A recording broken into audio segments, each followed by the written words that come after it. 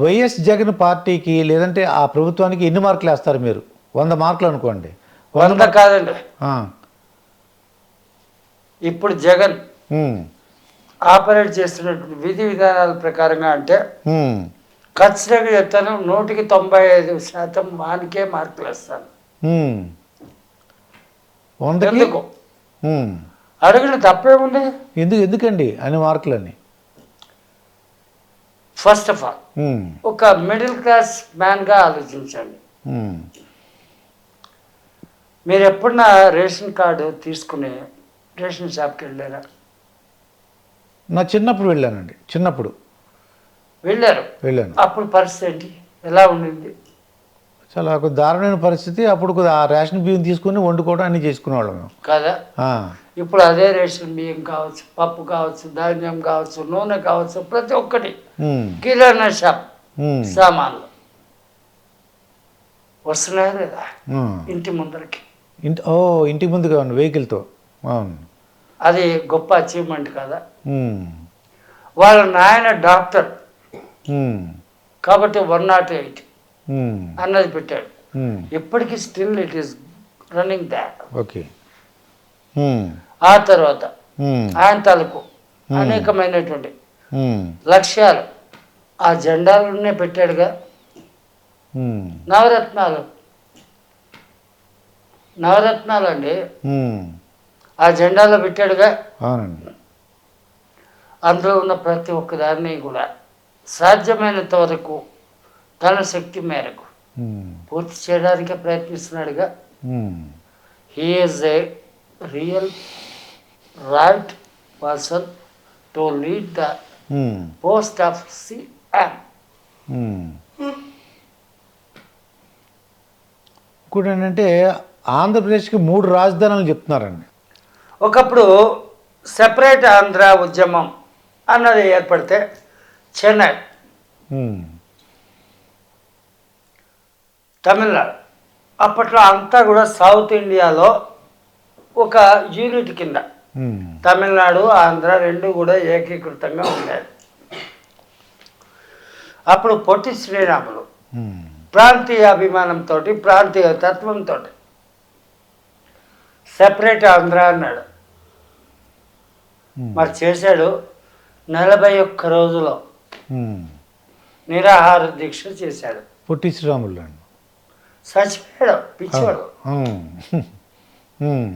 ఏం సాధించాడు? హిస్టరీలో ఒక లైన్ ఉంటే ఉండొచ్చేమో. ఆయనకు కానీ ఆయన తనకు వారసులకు కానీ ఏమైనా ఉందా చరిత్ర? ఉంటే చెప్పండి బా, చేతులు కట్టుకుని వింటాను. అది అక్కడికి జరిగింది. ఇదంతా ఎందుకు నేను చెప్తున్నానంటే, నేను ఆంధ్రావాడు కాదు, తెలంగాణ కూడా కాదు. I migrated from the Tamil Nadu.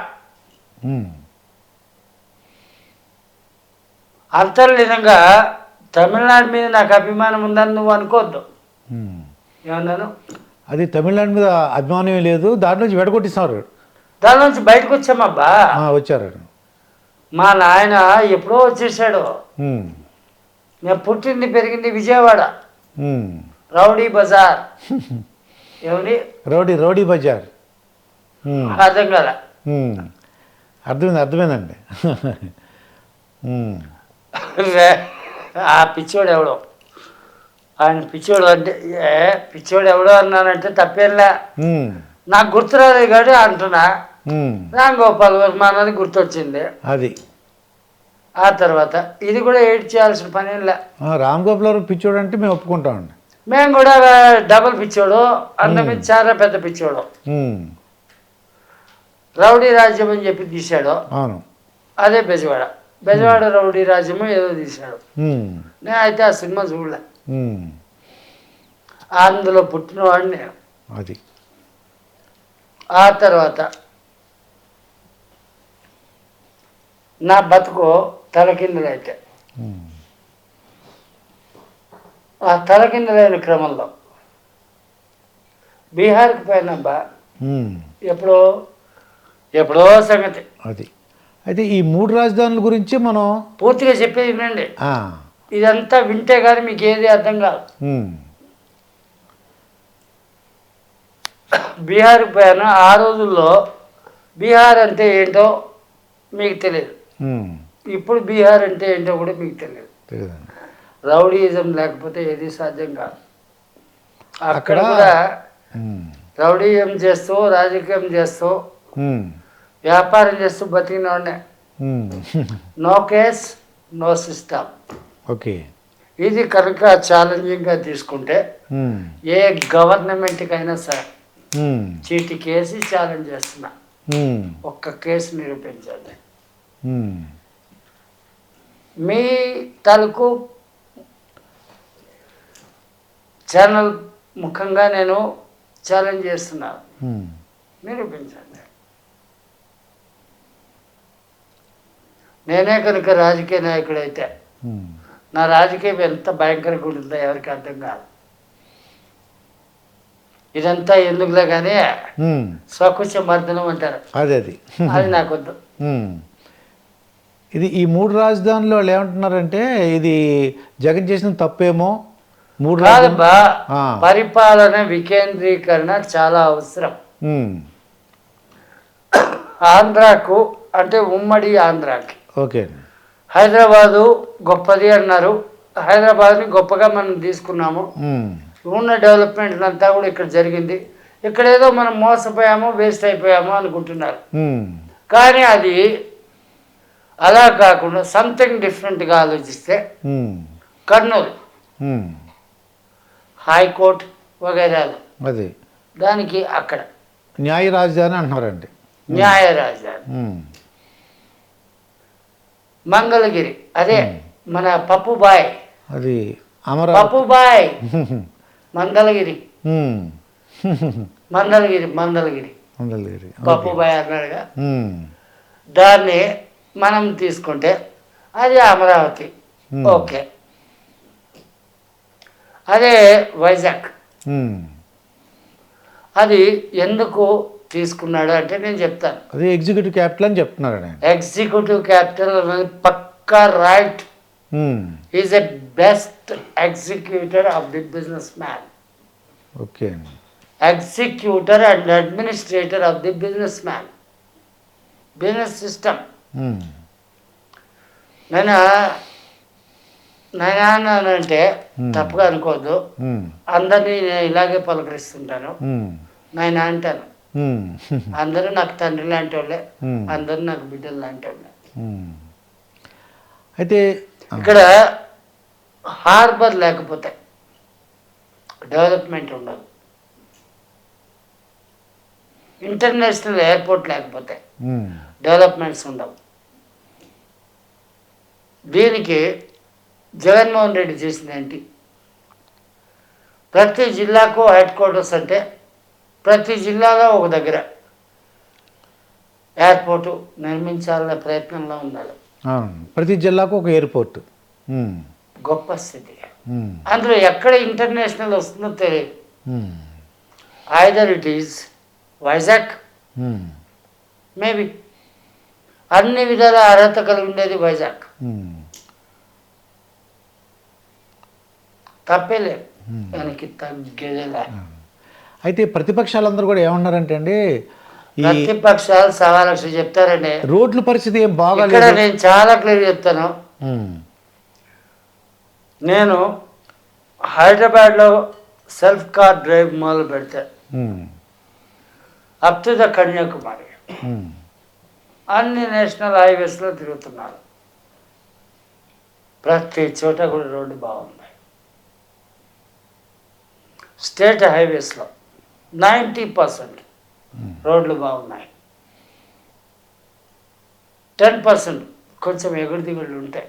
Um, simple చెప్పాలంటే మీరు ఎంత సంపాదించి ఎంత ఇంటికి ఇచ్చినా మీ పెళ్ళానికి ఒక ఉమ్, అసంతృప్తి ఉంటుంది. ఉంటుంది. అలాంటిదే ప్రతిపక్షం. ఉమ్, అధికార పక్షం మొగుడైతే ప్రతిపక్షం పెళ్ళాం, ఉమ్, తప్పే ఉంది. ఏదో ఒకటి విమర్శిస్తారంటారు. ఉంటుందబ్బా. ఉమ్, ప్రతిపక్షం పెళ్ళాలనాడిది. ఉమ్. ఇంతకు మించి నేను బూత్ మాటలు చెప్పాలంటే చాలా చెప్పగలను. మీ వల్ల ఎయిట్ కూడా చేయకుండా రిలే చేయడం సాధ్యం కాదు. అదండి. ఇప్పుడు జగన్ ఏంటి ఉచితాలు అందరికి డబ్బులు పంచి పెట్టేస్తున్నాడు, డెవలప్మెంట్ లేదు, ఫ్యాక్టరీస్ రావట్లేదు ఇంకా ఆంధ్రప్రదేశ్కి. ఎవరికేం ఉచితంగా పంచిపెట్టాడు? మొత్తం అందరికి కూడా అది ఎవరికేం ఉచితంగా పంచిపెట్టాడు? ఉమ్. అంటే ప్రతిపక్షాలు చేసిన ఆరోపణ ఇది. పంచిపెట్టల. స్కీముల ప్రకారంగా రూల్స్ అండ్ నామ్స్ ఉన్నాయి. ఆ రూల్స్ అండ్ నామ్స్ ప్రకారంగానే పంచిపెడుతున్నారు. ఆ పంచిపెట్టింది బాగుండాలా, అందరూ బాగుండాలా, అందరూ బాగుండాలి. What is the wrong with that? Factories కూడా పెద్ద ఏం రావట్లేదు, ఎవరు కూడా పెద్ద పరిశ్రమలు ఏం స్థాపించినట్టు కనపట్లేదు, డెవలప్మెంట్ కనపట్లేదు, అందరూ కూడా తెలంగాణకు వచ్చేస్తున్నారు. అక్కడ అది తర్వాత ఉద్యోగాలకి ప్రకటన ఇవ్వలేదని చెప్తున్నారంట, రిక్రూట్మెంట్ లేదు. అరే రామ, అసలు కంపెనీలతో పని ఏంటి? గ్రామ సచివాలయాలు అంటే ఎన్ని లక్షల మందికి ఉద్యోగాలు ఇచ్చాడో తెలుసా నీకు? అంటే 5,000 జీతం అంటున్నారండి. అది 5,000 కదా బా, ₹1 జీతమే అనుకో. గవర్నమెంట్ బతుకోవాలంటే దాని అర్థం ఏంటో తెలుసా? లంచాలే చాలు, జీతాలే అక్కర్లా.